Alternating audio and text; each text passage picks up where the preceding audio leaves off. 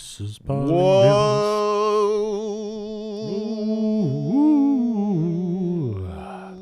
How you doing there, ladies? I'm doing just fine. Would you like Fine. to welcome Fine. on into It's the so good to see Poly you. Muse podcast for you? Mm-hmm. Got a heck of a show for you, ladies and gentlemen. This is season 2 of Poly Muse, the podcast where we take our favorite artists, the artists that change our lives. We review each and every song that they ever wrote. We break it on down to our desert island mixtape. We're deep in the midst of System of a Down. Got a great one for you today. This one's called X. Just X. No one remembers what this one's called. No one remembers this one at all. The title is just the letter X. They never say the word X in the song, which is not. I don't even think the letter is in any of the words of any of the lyrics of the song. Nah. Just think of it as the Multiply song. It's by the boys, by the System of a Down boys. And we are the Hardy Boys, mystery-solving duo of Poly Muse fame. My name is Ben, and this is my cousin Michael. And Michael is going to tell you everything you've ever wanted to know about the song called X. X, a song about immigration, and the X, I just think of this as the Multiply song. Like X multiplying is a gene, a genome. That's how I always thought of it. So there's a lot of meanings to it. Yeah, sure. But the first verse and chorus relate back to immigration and overpopulation. Second verse. Exciting. Yeah, well, I mean, yes. Verse 2, the struggle and kind of death that can occur with immigration and border security. Nullify in the second chorus could refer to the stripping of immigration rights. So very much a song about immigration, losing rights, the struggles they have to go through, coming in, going out. Not a fun topic, really. But certainly, a normal subject matter for System of a Down and fighting for their rights for Armenians and other minorities. Of course, they're all immigrants. Or children of immigrants. Children of immigrants as well. It's heavy. I get this song is crazy. There's like a punk rock element to this song where it just is a very just rapid drum pattern, and it just beats you over the head with just the craziest, fastest drumming. It gets into like a slow, it's a trick that they do a lot. They keep stirring the pot. They've never done the same riff twice on this album. They get different ingredients. It's like you go to a Mexican restaurant. It's like the same 10 ingredients, but they can rearrange it.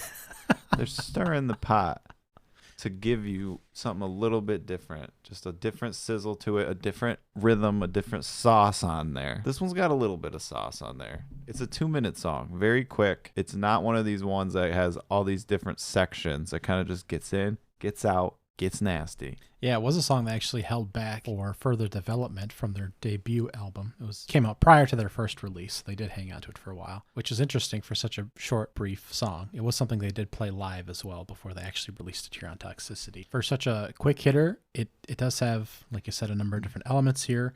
They have the nice guitar. I don't know, is it a slide, the guitar piece towards the end there?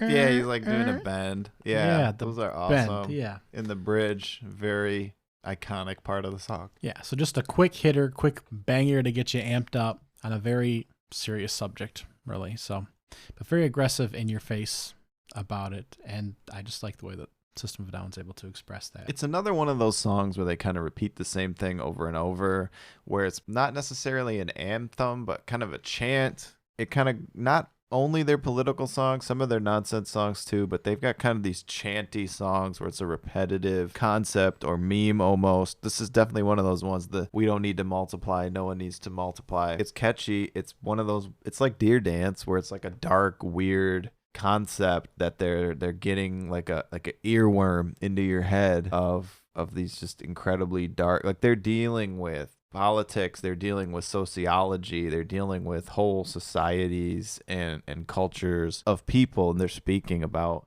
most bands don't speak for, and I'm not saying they do, but most bands don't speak for an entire culture, and that's not what System does, but they're telling the story of their ancestors, they're telling the story of a time in history, a certain place in the world, and they're really the most famous probably musicians, obviously metal musicians, people telling that story. They're telling that story. Right. We don't need to multiply, die. Show your people how we died. Ask your people what is right. Ask your people what is right. We don't need to multiply. So again, if you want to take away their writing and their background to it, you could certainly There aren't keywords or specific pieces that necessarily contribute to the background to the writing process, right? So again, if you wanted to interpret it, take it other directions, you could, which is always appreciated. It is specifically to what we just discussed. My point is that just like so many songs are just about like interpersonal relationships or like personal feelings or, you know, something that happened to somebody. They're like talking about the whole soul of a nation, the whole soul of a group of people that was wronged. And it's just a whole different level of, it's like those songs, those Mike Shinoda songs about World War II. It's these types of songs where you feel bad about getting it stuck in your head, like you're singing about genocide or you're singing about like a terrible historical atrocity, but that's suppression of a race. Yeah, it's a way for them to get these messages in your head. It's a way for them, you know, that's the art of it, is that they are getting these stories told and these concepts across in a piece of pop music or heavy metal music. It's an accomplishment. It makes sense that they took them a while to get this one exactly the way they wanted it. Probably one of the ones from their earlier set that Rick Rubin would have seen from the first album, the set of music where he signed them and began producing for them. Yeah, it's a good point. This is one of the few songs that actually harkens back to content that could draw back from the Armenian genocide. So this is probably the one track that probably didn't make previous projects that they felt would still feel in place here to kind of continue that message. So that's a good observation there, Ben. I got a few of them, and we'll go to the vaults now and play the song X, System of a Down. That's a good song. I mean, what can you say? It's not a riff we've had yet on the album. They chop it slightly differently. They bang it slightly differently. It's a different thrash to it. It is their trick where you've got the slower sections, the faster sections, the folk rhythms in there. It's not a terrific song. It's not a S-tier song. Can I guess what you're going to grade this? I think, man, sometimes you like these little ditties. Even though you just said that, I'm going to say a B-. No? C+. That's damn close. That's dang close. Okay, I'm going to give it a D. Ooh. I'm just going to D it out. It's just not dinger. Something it's just a skipper for me on System of a Down, and there aren't very many of those. It's a 2-minute skipper. You don't just let it go. Oh yeah, if I can't get to the skip button in time, you walk a 2-minute slow walk. I get 2 minutes into 90% of their other catalog. Yeah. Through, if I hit skip, but 2 minutes into another song, so I can get to that skip button. That's what I do. This is a D for me. Even though you found the secret meaning, X as in a genome, X as in multiply, X as in like exit from a country, like X as an exit from this track. X as in Xbox. You're totally right. Let's talk about Nostalgia Corner. Welcome to Michael's Nostalgia Corner. We're talking about the video games, the music, the cartoons, the movies, the pop culture additions to your pop culture history lesson. For today, take them all the way back to 2001, Michael. 2001. What did we do in 2001? We're talking Nintendo GameCube Advance, and Xbox, part of whatever. Game Boy Advance, awesome. Yeah, whatever we call that. We used to number whatever wave we were on now. Oh, Xbox, or Microsoft and Nintendo are releasing this wave now, and they're releasing whatever wave this year.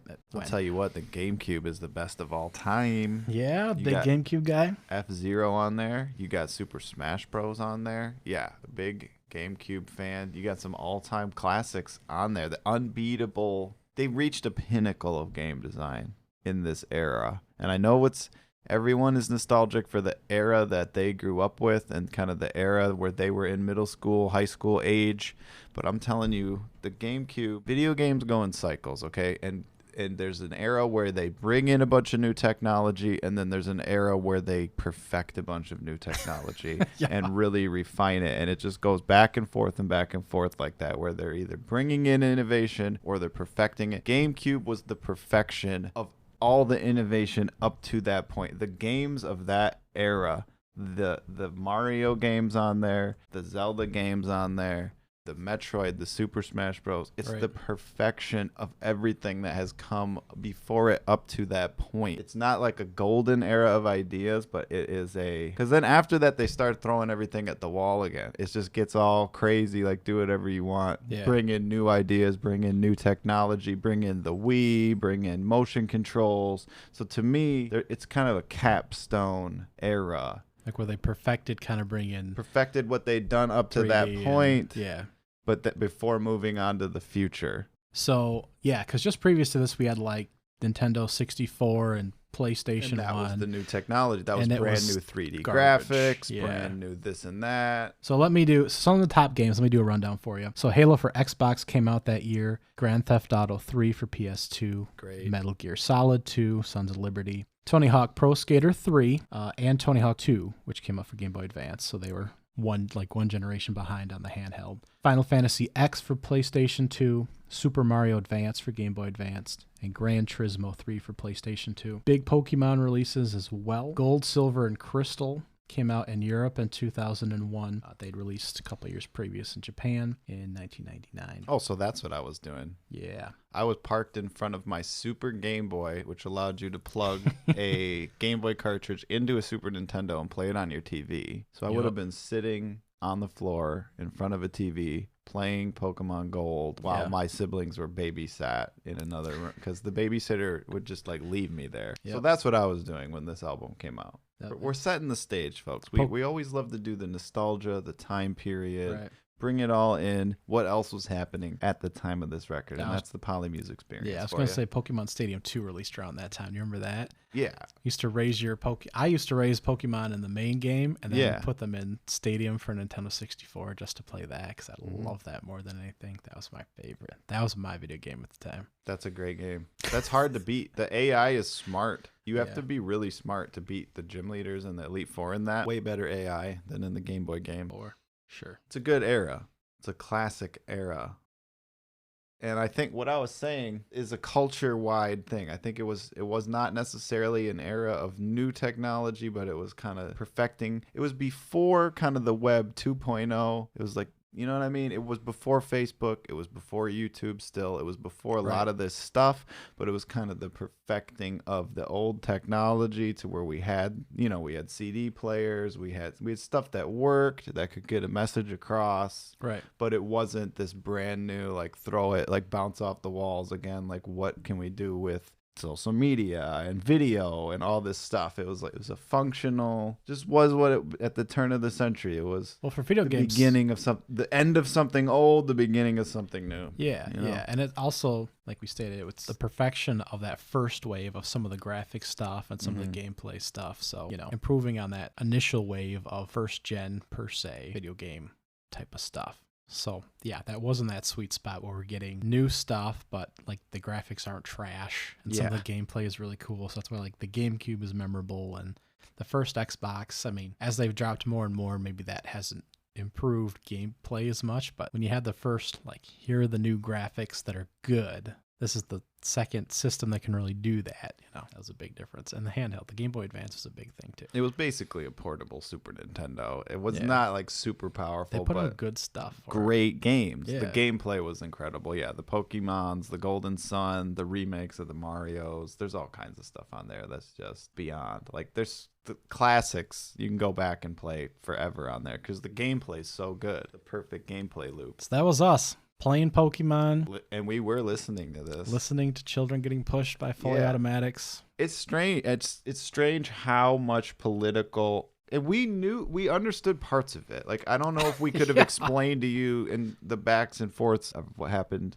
to the Armenian people and all that. But we knew... I explained Jet Pilot just fine, I think. Well, there you go. He's got his own interpretation at the time. But we knew it was serious, and we knew they were talking about real wars. They were educating us. It's strange how much of a worldwide consciousness that album like this could really open somebody else up to, when you only get what you're being fed at a certain age and at a certain point in time and at a certain, there's only so much culture you can pull into your consciousness. So it's just a wild juxtaposition that at the time we were still doing, not, I'm not say childish, because now everybody's a nerd and everybody plays Pokemon until they're 40 years old, but yeah, it's just but it is though. It's for kids, but we're dealing with this music that is, on a worldwide scale, like the souls of thousands of people. Think of how that flipped.